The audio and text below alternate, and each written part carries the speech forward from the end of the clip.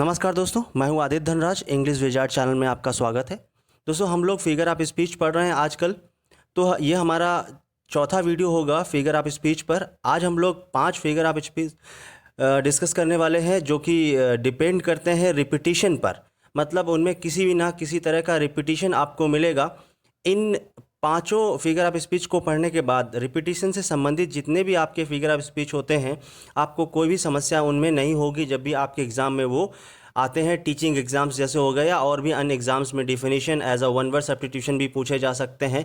तो हम लोग स्टार्ट करते हैं आज फिगर ऑफ स्पीच जो कि रिपीटिशन पे डिपेंड करते हैं। चलिए, हम लोग सबसे पहले रिपीटिशन पढ़ेंगे क्योंकि बिना रिपीटिशन के आगे क्या है ये जानना थोड़ा सा मुश्किल है। तो रिपीटिशन आप जैसा देख रहे हैं, रिपीटिशन का मतलब क्या है। देखिए, रिपीटिशन कई तरह का होता है। शब्दों का हो सकता है, वोवेल का होगा, कॉन्सोनेंट का होगा या सिलेबल्स का हो सकता है। तो पहले सबसे बेसिक्स रिपीटिशन देखने की कोशिश करेंगे। लिखा गया है, a word is repeated many times for expressing intense feeling called repetition. तो रिपीटिशन क्या है? किसी भी एक स्टेटमेंट में जब शब्द कई बार रिपीट होते हैं, कई बार का मतलब यहाँ पर है कम से कम 2 बार होने चाहिए तभी उस चीज़ को रिपीट बोला जा सकता है। फिर 3 या 4 बार भी हो सकते हैं। इसमें एग्जाम्पल, जैसे एक पहला एग्जाम्पल दिया गया है, ओ डार्क डार्क, फिर उसके बाद में तीसरी बार dark amid the blaze of moon. एक स्टेटमेंट है। एग्जाम्पल्स मैं आपको अभी समझाऊंगा, लेकिन उससे पहले हम और भी कुछ इनके डिफिनीशंस को डिस्कस करेंगे। चलिए, इसके आगे देखते हैं क्या दिया गया है। इसके आगे एक और सिंपल सी डिफिनीशन दी गई, इसको भी पढ़ने की कोशिश करिए आप कि रिपीटिशन का मतलब क्या है। रिपीटिशन एक तरह का लिटरेरी डिवाइस है जो भी हम लोग यूज़ कर सकते हैं फ्रेज में इसका। और हमने बताया ना आपको मोर कितना होना चाहिए, 2 या मोर देन 2 टाइम्स रिपीट होना चाहिए। Repetition occurs in so many different forms. कई सारे फॉर्म्स में इसका यूज़ किया जाएगा, वही हम लोग आगे भी डिस्कस करेंगे। अभी कई सारे और भी रिपीटिशन पे डिपेंड करेंगे। तो it is not thought of as single figure of speech, ये एक ही नहीं है, इसके आगे और भी आपको मिलेंगे। अब उनमें हम फीचर ढूंढेंगे कि कौन सा किसके लिए होता है। तो जो हमारा पहला फिगर ऑफ स्पीच हमने पढ़ा वो रिपीटिशन है। ये भी एक फिगर ऑफ स्पीच है, लेकिन ध्यान रखिएगा। अब हम लोग आगे बढ़ते हैं इसमें।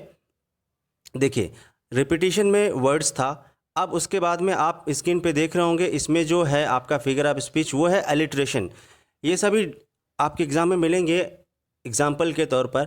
अब इस वाले फिगर ऑफ स्पीच में लिखा गया है, it is the repetition of same letter. अब लेटर का मतलब समझते हैं, जैसे कि इंग्लिश अल्फ़ाबेट में ए से लेकर जेड तक लेटर की बात करें, ध्यान से समझिएगा। यहाँ पर वहाँ वर्ड था, यहाँ पर क्या है, लेटर है। और अथवा दिया गया है सिलेबल। सिलेबल क्या होता है, सबसे अच्छी इन्फॉर्मेशन आपको बता दें। वैसे मैंने सिलेबल पे एक वीडियो बनाया है जो कि आप वीडियो या प्लेलिस्ट में जाके देख सकते हैं।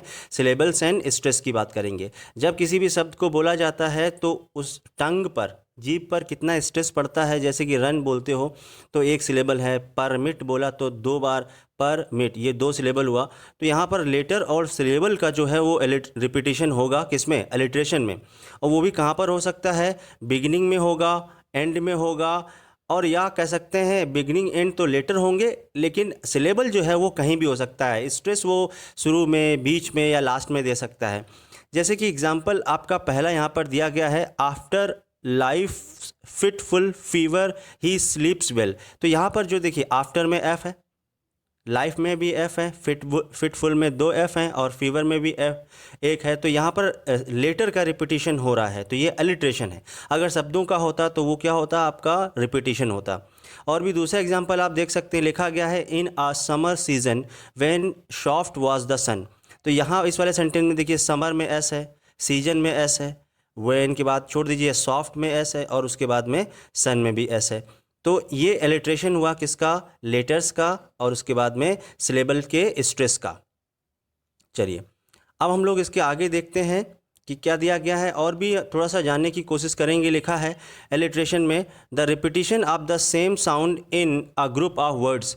जैसे कि लिया, सच एज बी साउंड दिया गया है, Bob brought the box of bricks to the basement. यहाँ पर देखिए, ब्रॉट, बॉब में भी है, ब्रॉट में भी है, बॉक्स में भी है, ब्रिक्स में भी है, और उसके बाद में आपका बेसमेंट में भी है। तो यहाँ पर जो बी वाले साउंड, बी वाले लेटर का साउंड का जो रिपीटिशन है उसको हम एलिट्रेशन बोलेंगे। और लिखा गया है, the repetition sound must occur either in the first letter और ईच वर्ड। और स्ट्रेस जो है वो कहीं भी हो सकता है। स्ट्रेस का मतलब सिलेबल। ठीक है, तो इस सब की जानने की कोशिश करें। तो हो गया आपका 2, रिपीटिशन और आपका अलिट्रेशन। अब उसके बाद में आपका जो इसमें दिया गया एजोनेंस क्या होगा, एजोनेंस और कॉन्सोनेंस में आपको अंतर जानने की ज़रूरत है, बहुत ही पूछा जाता है। तो जो एजोनेंस है उसमें क्या होगा कि जब कोई सेंटेंस दिया जाएगा उसमें उस सेंटेंस में किस चीज़ का रिपीटिशन होगा, वोवेल्स का, या वोवेल साउंड कह सकते हैं। अभी हम लोग ने पढ़ा वर्ड, फिर उसके बाद में लेटर और सिलेबल। इस एजोनेंस में किस चीज़ का होगा रिपीटिशन, लेटर का। लिखा भी है this is the repetition of identical और similar vowel sounds in a series of words, phrases और सिलेबल्स। एग्जाम्पल में दिया जैसे clap your hands and stamp your feet. यहाँ पर क्लैप में ए, हैंड्स में ए, और उसके बाद में एंड में ए, और उसके बाद में स्टैम्प में। और बाकी के आप जानते हैं कि वोवेल्स कितने होते हैं, 5 हमारे इंग्लिश अल्फ़ाबेट में। तो अगर वोवेल का रिपीटिशन हो रहा है किसी भी स्टेटमेंट में या फ्रेजेस में या वर्ड्स में, तो वो होगा आपका एजोनेंस।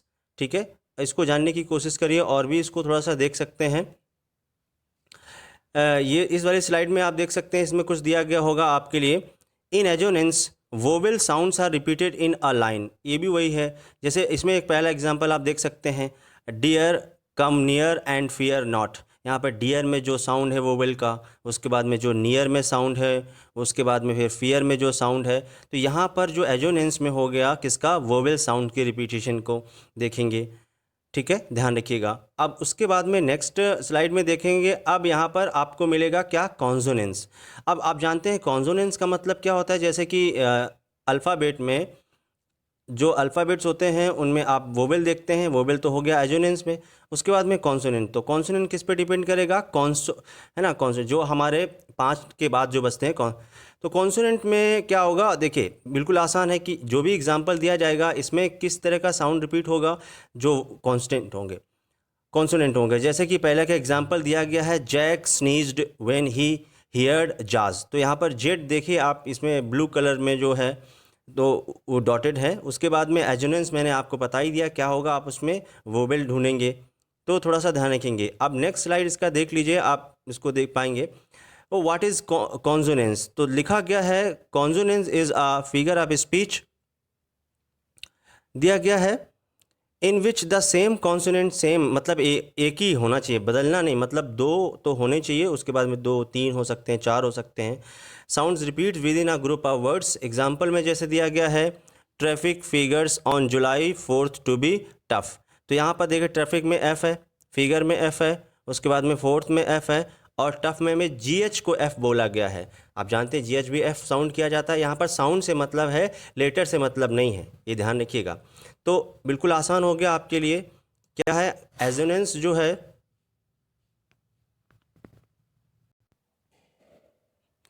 तो आपने देखा यहाँ पर एफ जो है, एफ से भी हो सकता है या अदर जो भी लेटर होंगे उनसे भी साउंड होगा। तो ये हो गया आपका कॉन्सोनेंस, बिल्कुल आसान है। अभी नेक्स्ट देखेंगे, और भी इसमें चीज़ें हो सकती है, लिखा भी है जैसे कि स्लाइड में, द रिपीटेड कॉन्सोनेंट जो साउंड्स होगा can occur anywhere with the words at the beginning, middle, and, या फिर सिलेबल का जो भी स्ट्रेस हो सकता है वो होगा आपका, तो ध्यान रखेंगे। नेक्स्ट आपका जो लास्ट यहाँ पर रिपीटिशन से संबंधित फिगर ऑफ स्पीच है, वो है आपका क्या, टॉटोलॉजी। तो जो टॉटोलॉजी है उसको एक और नाम से जानते हैं, क्या उसको बोलते हैं, प्लियोनाज्म, या कह सकते हैं सुपरफ्लुअस। जैसे कि आप बहुत ही आसान सी चीज़ों में समझ सकते हैं सुपरफ्लुअस क्या होता है, आपको पता चल जाएगा। लिखा गया है, repetition of the same idea in different words is called tautology. तो जब हम एक ही आइडिया को हम 2 या 2 से ज़्यादा शब्दों में क्या डिस्क्राइब करते हैं एक ही सेंटेंस में, तब वो टॉटोलॉजी कहलाता है, या उसको प्लियोनाज्म बोलते हैं, या उसको सुपरफ्लुअस कह सकते हैं, या उसको रिडंडेंसी बोल सकते हैं। कई सारे शब्द होते हैं, जैसा कि एग्जाम्पल में दिया गया है, he is an extremely old man of 100 years. तो यहाँ पर उसने कहा कि वह एक बहुत ही बूढ़ा 100 साल का बूढ़ा है। यहाँ पर देखिए एक्सट्रीमली ओल्ड का मतलब क्या, बहुत ज़्यादा बूढ़ा, और वैसे भी जो 100 साल का होता है, 100 ईयर्स लिखा है, तो वो बहुत ज़्यादा बूढ़ा होगा। तो यहाँ पर 2 बार इसको आइडिया को रिप्रेजेंट किया गया है। तो ये एक तरह का रिपीटिशन हुआ किसका, टॉटोलॉजी या प्लियोनाज्म या सुपरफ्लुअस का। दूसरा जैसे दिया गया एग्जाम्पल में, ही रिजवाइज्ड एट द हैप्पी साइट। यहाँ पर रिजवाइज जो शब्द दिया गया है उसका भी मतलब होता है खुश होना, एक तरह का वर्ब है। जबकि एक और दिया गया आपका हैप्पी दिया गया है, जो कि एक एडजेक्टिव है जिसका भी मतलब सेम होता है रिजवाइज जैसा। तो ये एक तरह का सुपरफ्लुअस या टॉटोलॉजी या प्लियोनाज्म का जो फिगर ऑफ स्पीच होता है उससे संबंधित है। तो ये जो रिपीटिशन हो गया आपका इस चीज़ का है। और भी देख सकते हैं कुछ आइडियाज़, जैसे एक इमेज है ये लगा हुआ है, उसने टोटोलॉजी को बोला है रिपीटिंग फॉर नो रीज़न, मतलब एक बार जब हमने उसको मेंशन कर दिया था तो हमें दोबारा मेंशन नहीं करना चाहिए, लेकिन फिर भी हमने मेंशन किया। इसी वजह से ग्रामर में रिपीटिशन का या इस तरह का रिपीटिशन जो टोटोलॉजी का या सुपरफ्लुअस का एरर माना जाता है। तो उसने लिखा in my opinion I think that. तो रिपीटिशन किसके लिए? कोई भी रीजन नहीं, लेकिन फिर भी रिपीट कर दिया है, ये कहने का मतलब है। उसके बाद में और एक अन्य स्लाइड में देख सकते हैं, tautology is the use of unnecessary words. ऐसा भी कभी कभार इस डिफिनेशन में आ सकता है, unnecessary words to express the same idea. तो यहाँ पर क्या है कि अननेसेसरी है, जब एक बार यूज़ कर दिया है तो दोबारा नहीं यूज़ करना चाहिए। जैसे एग्जाम्पल में इसमें दिया गया है, पहला example, pure unadulterated milk is sold here. तो जो प्योर था वही उसी को हमने लिखा क्या, अनअडल्टर्ड, बात बराबर है। उसके बाद में दूसरा जो दिया गया, let us join it together, let us join, join उसके बाद में लिखा इट टुगेदर। और अस में जो होता है आप जानते हैं बनता किसके, वी है, आई और वी के आई और यू से बनता है, तो इसमें भी वही चीज़ हो गई, टुगेदर का भी मतलब दो हो गया। तो ये जो है आपका अननेसेसरी है, इसी वजह से ग्रामर में इस चीज़ को हम एरर में लेते हैं। अब देखिए कुछ एग्जांपल्स हैं जो इकट्ठे दिए गए हैं ताकि आप इसको सही तरीके से समझ सकें। जैसे कि अलिट्रेशन, कॉन्सोनेंस और आपका एजोनेंस। हमने आपको बता देते हैं, अलिट्रेशन में किसका होगा, लेटर्स का या सिलेबल्स का, कॉन्सोनेंस में कॉन्सोनेंट का और एजोनेंस में वोवेल्स का। जैसे कि पहला एग्जांपल इसमें दिया है, he struck a streak of bad luck.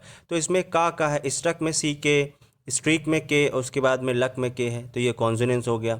उसके बाद में दूसरा जो एग्जांपल दिया गया है, there was a fleet of sleeping geese. ये एजोनेंस का है क्योंकि फ्लीट में डबल ई है, स्लीपिंग में डबल ई है और गीज में डबल ई है, ये वोवेल का हो गया, तो एजोनेंस हो गया। उसके बाद में लिखा गया the pig put on a few pounds. इसमें देखिए पिग में पी है, पुट में पी है और उसके बाद में पाउंड्स में पी है, तो ये एक लेटर का जो सेम लेटर का रिपीटिशन है, तो ये अलिट्रेशन हो गया। एक और दिया गया एग्जांपल है, second last, how now brown cow. तो यहाँ पर ओ जो है सभी में देखिए साउंड कर रहा है, तो ये एजोनेंस हो गया। लास्ट जो दिया गया है, the sun made my skin sizzle. तो सन में एस है, उसके बाद में स्किन में एस है और उसके बाद में सिजल में एस है, जो कि एक आपका क्या है, एलिट्रेशन है। तो हमने देखा रिपीटिशन जो है आपका, वो रिपीटिशन वर्ड्स का, एलिट्रेशन लेटर और सिलेबल्स का, एजोनेंस जो है वो वोवेल्स का, कॉन्सोनेंस है कॉन्सोनेंट का, और टोटोलॉजी प्लेनाज या सुपर प्लस आइडिया का, वर्ड्स का कह सकते हैं, सेम मीनिंग के वर्ड्स या आइडियाज़ का। तो ये हमारा रिपीटिशन से संबंधित फिगर ऑफ स्पीच का वीडियो है। आपको कैसा लगा आप इस चीज़ को कमेंट करके बता सकते हैं। आप इसको लाइक करिए, चैनल को सब्सक्राइब करिए, और पीछे के जो वीडियोस हैं फिगर ऑफ स्पीच से संबंधित मैंने प्लेलिस्ट बना दी, आप वहाँ से जाके इसको देख सकते हैं। चलिए, वीडियो सुनने और देखने के लिए बहुत बहुत धन्यवाद।